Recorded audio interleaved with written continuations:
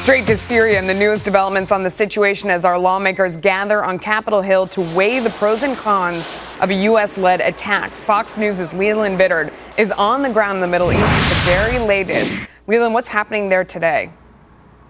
Melissa, we may not have the real war yet, but we certainly have a war of words going on in the Syrian civil war still raging on. President Assad has said in an interview that the Middle East is a powder keg and said that regional war was a possibility if he was attacked. Of course, he has the ability to do that. Scud missiles there inside Syria, capable of hitting Israel, also capable of hitting Turkey to the north, which is a NATO ally. Meantime, on the ground there inside Syria, we continue to hear that President Assad is trying to move his forces, specifically his air force, some of his helicopters, his missile bases, those kinds of things, out away from areas that the U.S. could target, and trying to keep those assets on the move to complicate things for U.S. military planners. On the other side, he's also continuing to push hard against the rebels in the Syrian civil war. He wants to try to make as much headway as he can through this summer offensive before any type of U.S. airstrikes degrade his ability to continue the war going forward. Meantime,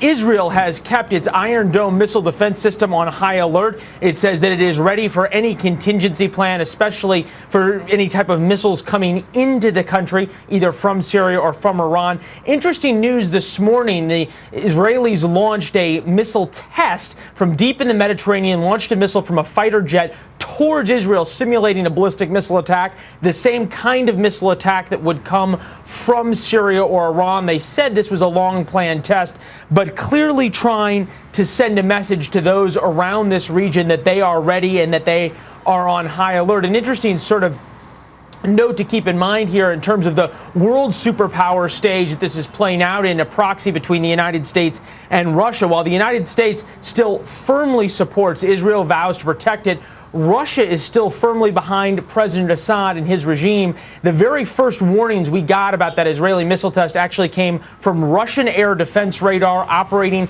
inside Syria, the very same radar that would be tasked with picking up any kind of attack by the United States on Syria. Melissa?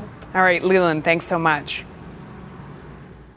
The world is watching not just to see what we decide, but it's watching to see how we make this decision. Whether in a dangerous world, we can still make our government speak with one voice. They want to know if America will rise to this moment and make a difference.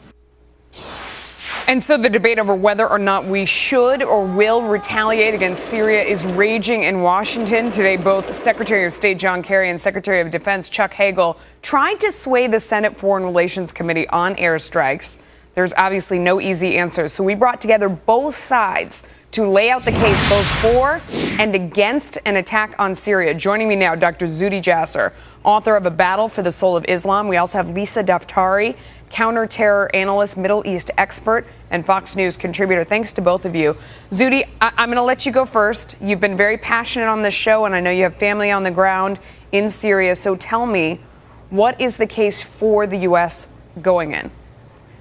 The case for the going in, Melissa, is the fact that 29 months have shown what the case for not going in does. It empowers basically carpet bombing of neighborhoods in Syria, empowers the emboldenment of a proxy war for Iran, empowers the building. Now, 2 weeks ago, Iran has 1,000 new centrifuges that it's spinning. And I can tell you, coming from a family that's fought this regime for 50 years, you don't fight Arab thugs by appeasement. You fight them with containment, you fight them with force, and we can do this right. We've been asleep, and now finally the president is waking up. I don't think an answer to the fact that we're finally waking up is, well, it's too late. We might as well just sort of let Syria devolve, because, Melissa, if it devolves, next is Israel, next is our regional interests, and inaction is really the worst option. Okay, Lisa, what's your response to that? I agree with so many of the things that Zuhdi is saying in terms of what's going on the ground in Syria, in terms of the last 29 months showing us why we haven't gone in, but showing us why we still should not go in. And the use of chemical weapons, it is punishable. It's an awful thing. They crossed many lines. But should we now go in and cause the punishment to be upon us and our interests? The Syrian people are fighting their regime, and this regime maybe should be removed, maybe they should be punished, but Should we remove them at the cost of replacing them with al-Qaeda? Did we not learn our lesson with Egypt's Arab Spring and the Muslim Brotherhood taking over? I mean, I agree with so many of the elements that are in place. The emboldenment of Hezbollah, of the Iranian regime, of all those that are propping the Assad regime, why would they not now retaliate more? Why would they not become more reinvigorated to retaliate against us? They've come out and said that they would come against us. Zuhdi, go ahead, respond to that.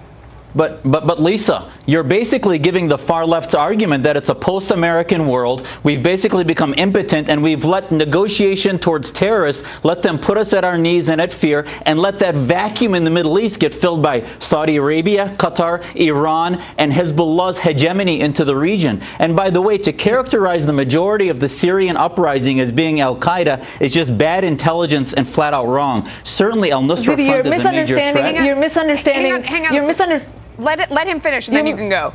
Go ahead, Zuhdi. Certainly al-Nusra Front is a major threat and have been more and more in control, but the majority of Syrians are not al-Qaeda. These are moderate Muslims and Christians and Alawites and others that are trying to get their voices heard and have been demolished by two forces that are destroying the country. Lisa, go ahead.